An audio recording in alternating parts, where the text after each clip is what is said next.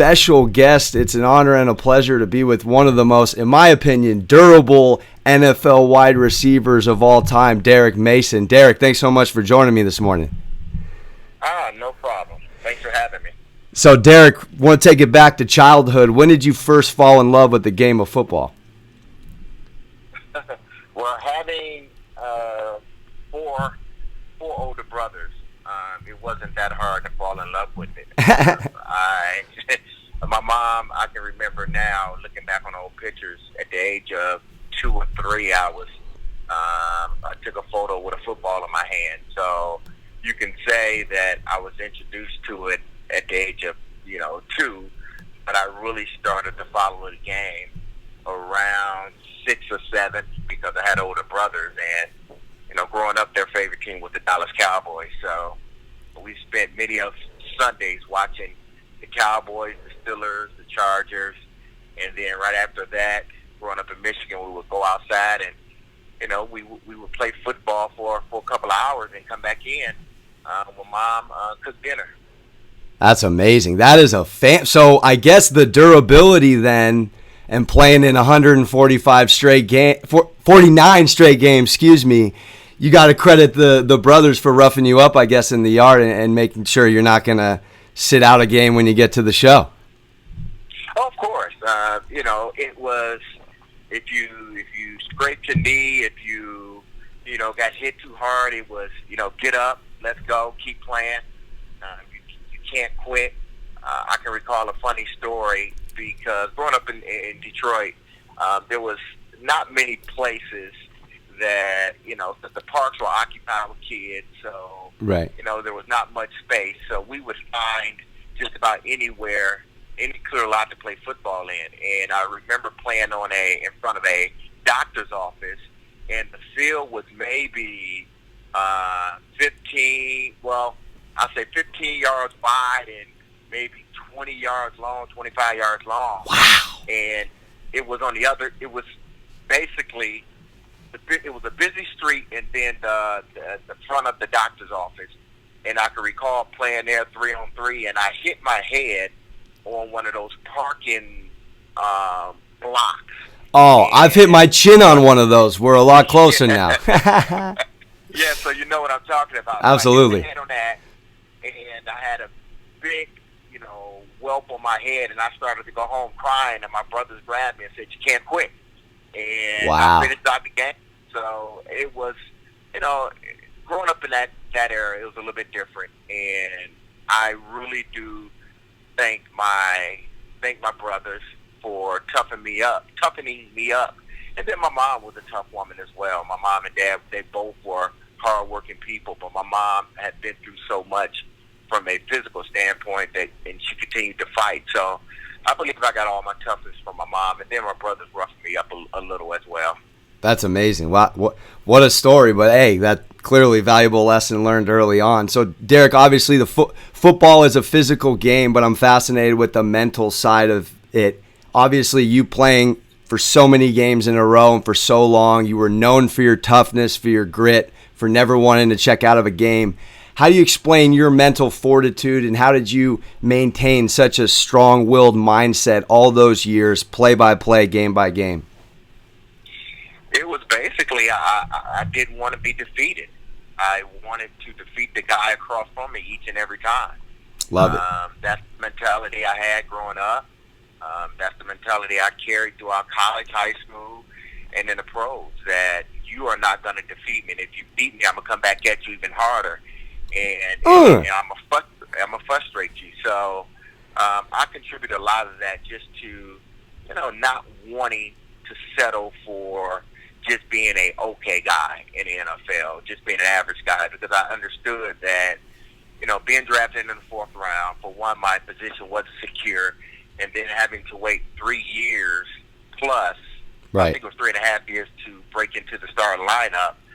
I knew each and every year they were looking to replace me, so I had to go out there with the mentality of, hey, listen, this is my job, and you're going to have to basically, will me out here to take it. Fire me up right now. I got a cup of coffee. Paid attention to my craft. From day one, I was professional. and that means a lot in this game. And I understood that just like a surgeon, just like a lawyer, if you want to be great, you got to work at it. And it's just not working when, the coach says you need to work. It's working after that as well. So I honed in on my craft. I worked at it every day. I treated football like a 365-day a year job. I didn't take, but 2 weeks off really. Wow. To allow my body to heal after the season, and then I was back at it working. But just understanding that because I wasn't, 6'3" and I didn't run a 4.3, right, that I had to be precise in what I was doing, and I prided myself on being the best route runner in the National Football League at that time. So I worked on it day in and day out, and it showed up on the field. And Derrick, to be just one of 20 guys, I believe it's still you're one of 20 to have over 900 receptions. When you look at the company you're in that elite wide receiver group, you being one of them, what does that mean to you? And of course, also not to mention being, I believe, the only guy to have 5,000 return yards and over 10,000 receiving yards in the entire history of the NFL. Well, once you look back, when you're playing, you really don't pay attention to it. Mm-hmm. You are solely concentrated on the task at hand. But once your career is over with, you start to look back and start to marvel at, what you were able to do in a sport with so many great athletes. To be, in the top 20, 30, or even 40 at your position after it's all said and done is an attestament of, one, how hard you work, your longevity, and then two, the trust that you had, and that the quarterback and the coaches had in you. So I look at it as I was honored to play for so long, because the game of football is it's, for many, it only lasts 2 to 3 years, right? And for all those that seek to play in the National Football League out of college, only 1% make it. So to be a part of that 1%, but then also be a guy in my position that played 15 years, that was a blessing. With the Baltimore Ravens?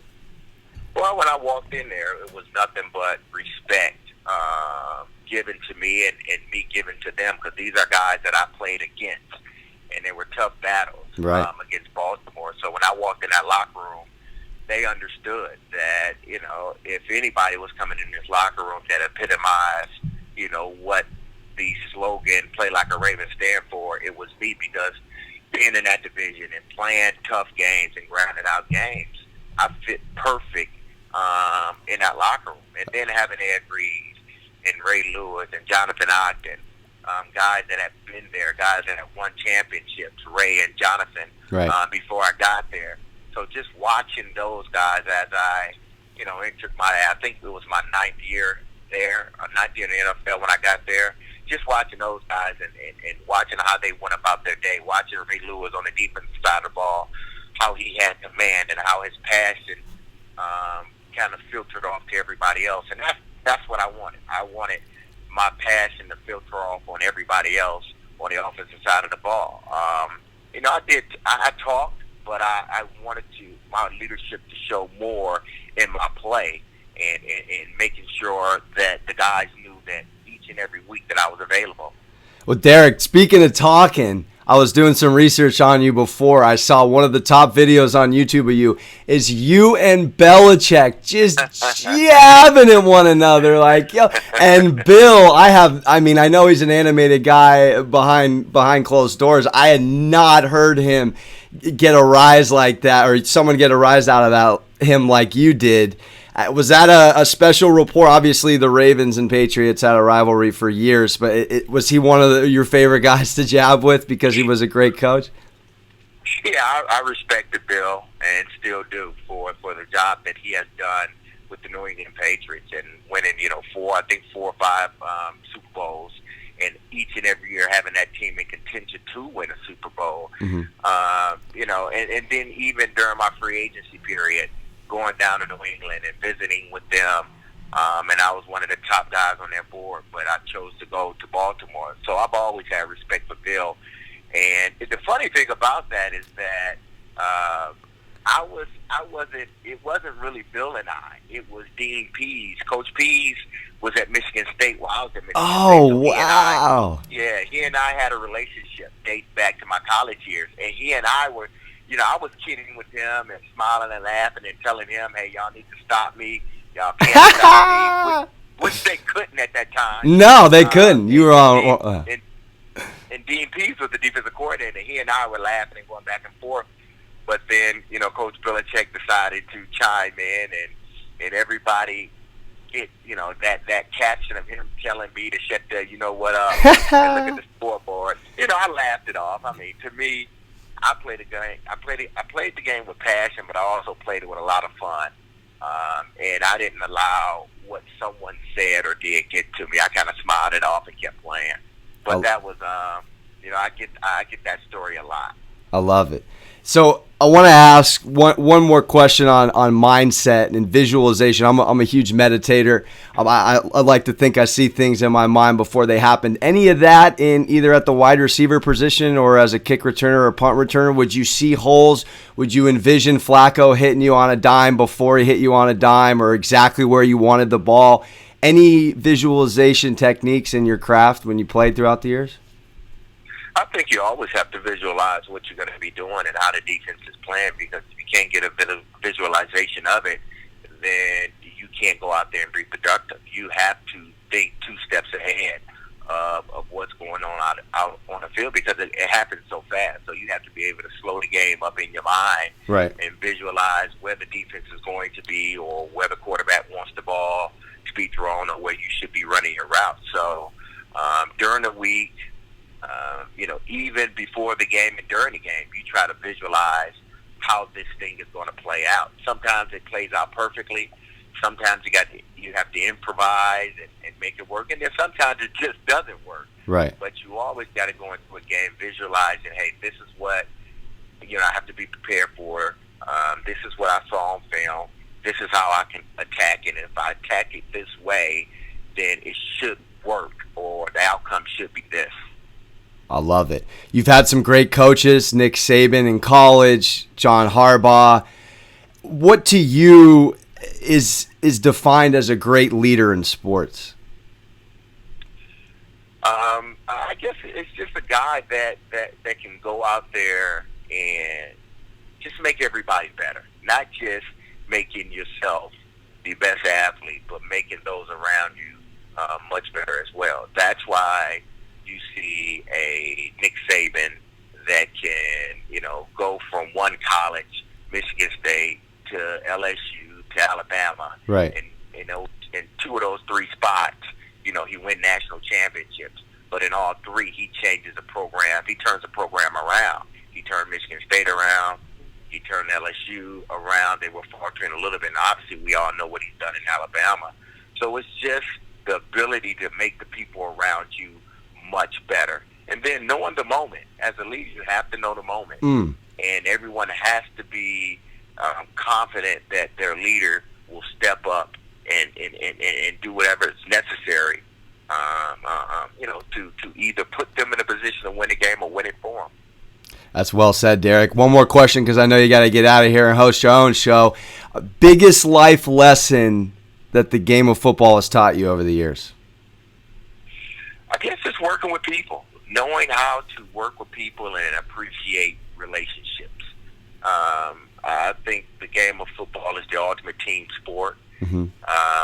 And building relationships and learning how to work with people is a must, because if I'm just going to take the offensive line for instance, if everyone is not on the same page, if you can't work together as an offensive line 9 times out of 10, you're going to struggle as a team. Right. But if that offensive line works together, love one another, and knows how to push one another, then they're going to be one of the best in the NFL. And you see it year in and year out. So the game of football just taught me how to appreciate relationships and how to work with one another.